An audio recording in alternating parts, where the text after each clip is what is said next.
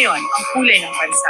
Sa gutom at krimen, nagluluksa. Gutom na ang sikmura, gutom pa sa hustisya. Ginigipit ang hindi kaalyansa. Marami ang nagsasalita. Pero sino lang ba ang may ginawa? Sino ang may ginagawa? Itim ang kulay ng pakikiramay. Itim ang kulay ng pakikisa. Itim, laban ng tama. Itama ang mali. Iboto si Senator Amy. Magandang araw po sa ating lahat. At lalong-lalo na sa mga solid subscribers natin at sa mga bagong nanood sa mga video reaction natin. Maraming salamat po sa inyong lahat sa pag-subaybay sa mga video reaction natin. Sa mga hindi pa nakapag-subscribe sa ating YouTube channel mga par, para palagi po kayong updated sa mga video reaction natin at isang like na naman at isang subscribe at masaya na tayo dyan.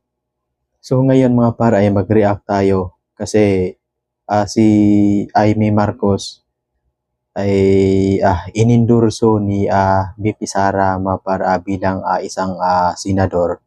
Ayan. So mga par, si Amy ay dating Team Alyansa.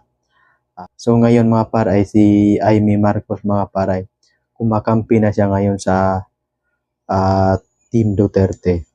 So mga par, yung Team Alyansa ay unti-unti na silang nauubos kasi may isa na naman na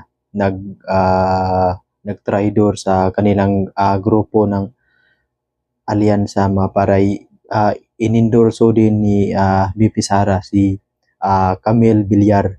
Si Camille Villar mga par, isa po siya sa mga candidate sa Alyansa. So ngayon nasa team PDP Laban na si Camille Villar mga par at iniwan na kanila yung dating grupo na si Alyansa. Sa mga hindi pa nakakita kung paano inendorso ni VP Sara si Amy Marcos mga par. At ngayon, ipakita ko sa inyo yung video kung paano ni inendorso ni VP Sara si Amy Marcos mga par. Laban tayo ni Amy Marcos. Itim ngayon ang kulay ng bansa. Sa gutom at krimen, nagluluksa. Gutom na ang sikmura, gutom pa sa hustisya. Ginigipit ang hindi kaalyansa. Marami ang nagsasalita. Pero sino lang ba ang may ginawa? Sino ang may ginagawa? Itim ang kulay ng pakikiramay. Itim ang kulay ng pakikisa. Itim, laban ng tama. Itama ang mali. Iboto si Senator Amy. So yun po mga par ay inendorso ni VP Sara si Amy Marcos mga par. So dapat po mag-ingat po palagi si VP Sara mga par kasi si Amy Marcos ay kapatid ni Bongbong Marcos. Baka ginagamit lang din ulit si VP Sara para manalo si Amy Marcos mga par.